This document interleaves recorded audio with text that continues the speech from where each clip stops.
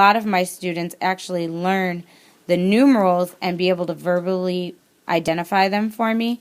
And what I did was, I received from Confessions from a Homeschooler. This was not free. It wasn't expensive, but it was not free. I printed it on cardstock. I laminated and cut it out. But I did print it double-sided so that I can use it over and over again. I like to use pom-poms with this with my students because they tend to do this. When we were in M week, we used M&Ms, and these mats, because they're laminated, are very easily wiped off and they are durable. Another book I've used is Numbers Galore, and as you see, it's by Lacey Yates, Wild About Teaching. I love blogs. Blogs are a wonderful place to find interventions and just ideas for your classroom. And in these, we have the student can write their name up there. You can have them make their own book individually, or you can do what I did.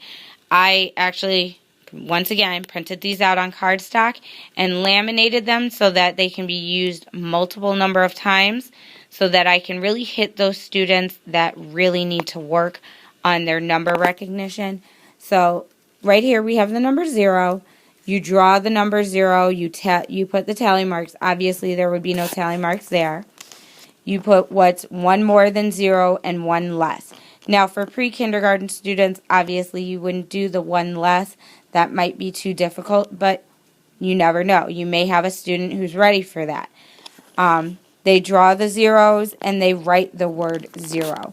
I like this book a lot. My students have a lot of fun. I'm sure, as you can see, I have a glare from the laminating film, but also where the students have used their dry erase markers to clean it up.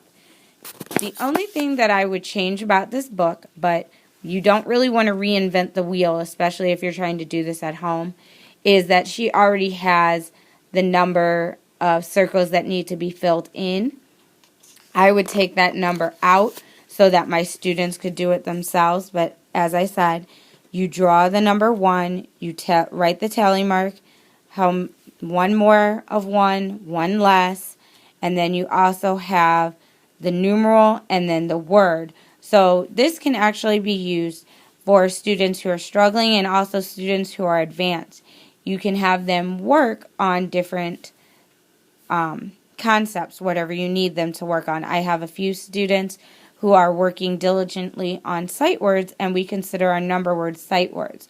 So this ONE1 really helps them because not only are they spelling it, they're writing it, and they're seeing it in different forms so that it stays within their brains. Now, I have a couple of books here, and I'm sure everyone who's watching this post has books at home. I have these in my classroom as well as at my house. I have a 2-year-old daughter, and she loves The Wheels on the School Bus. The Wheels on the School Bus is a nice book because it goes to the tune of The Wheels on the Bus.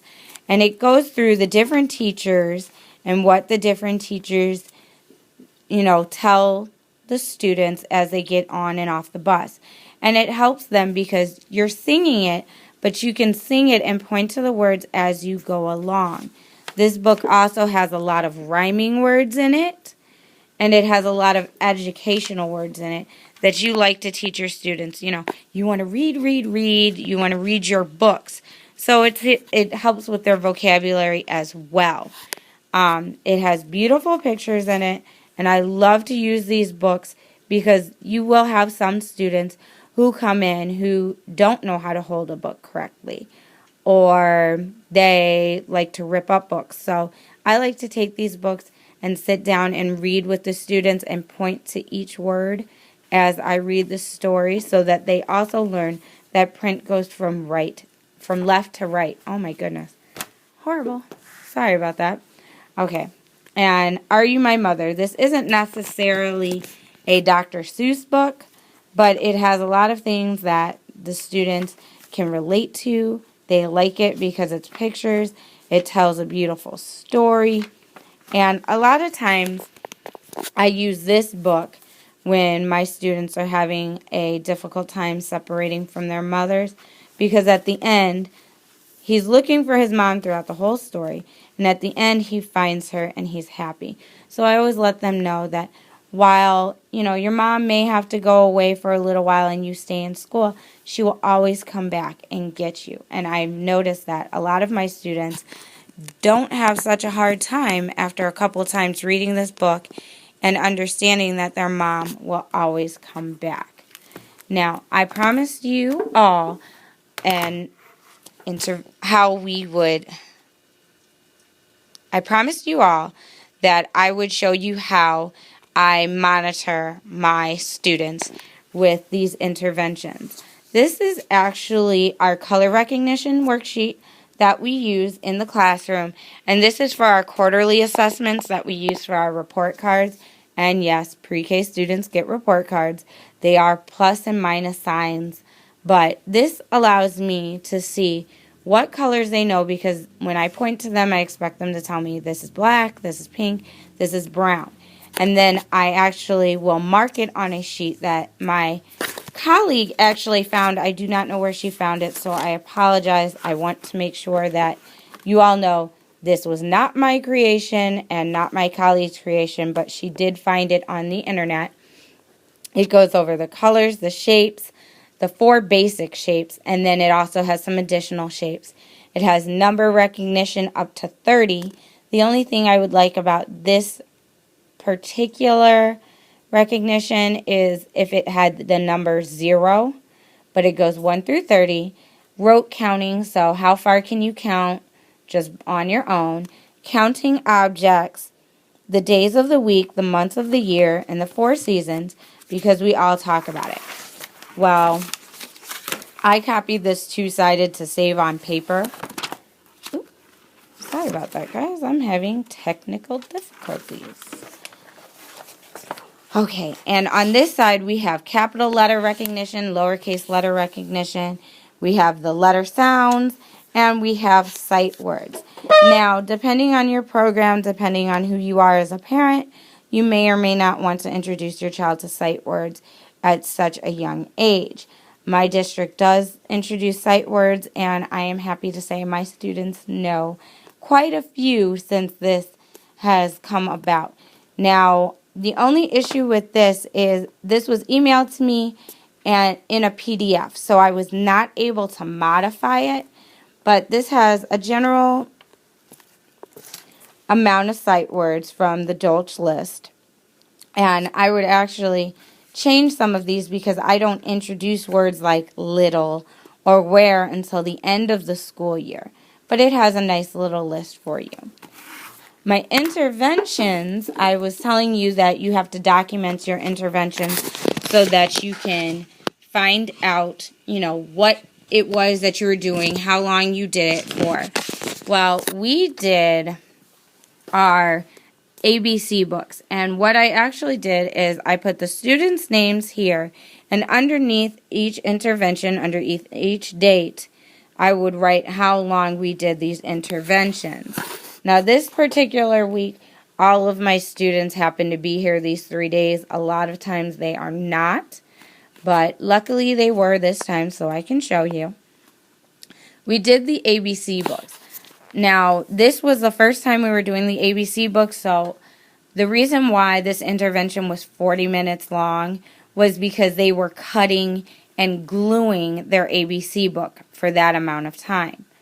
Now, I would never recommend you doing an intervention for more than 10 to 15 minutes. And as you can see, on the last day, we read the ABC book. I wrote the letters that they knew that were in the book and how long that lasted. I also have in here some work samples. We worked on their names. So this is a student named Andre. He had to write his name. He did a really good job, but he's having a little bit of trouble with his E's.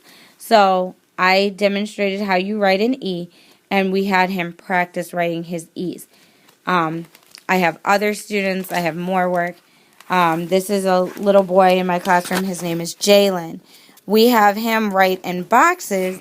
We have him first trace it, and then write in those boxes so that he will recognize that tall letters, in between letters, and long letters at the bottom. We also have another student named Fernando. These are my 3 students that I'm working with very closely. He just traced his name, no issues, no problems, and then he wrote it underneath.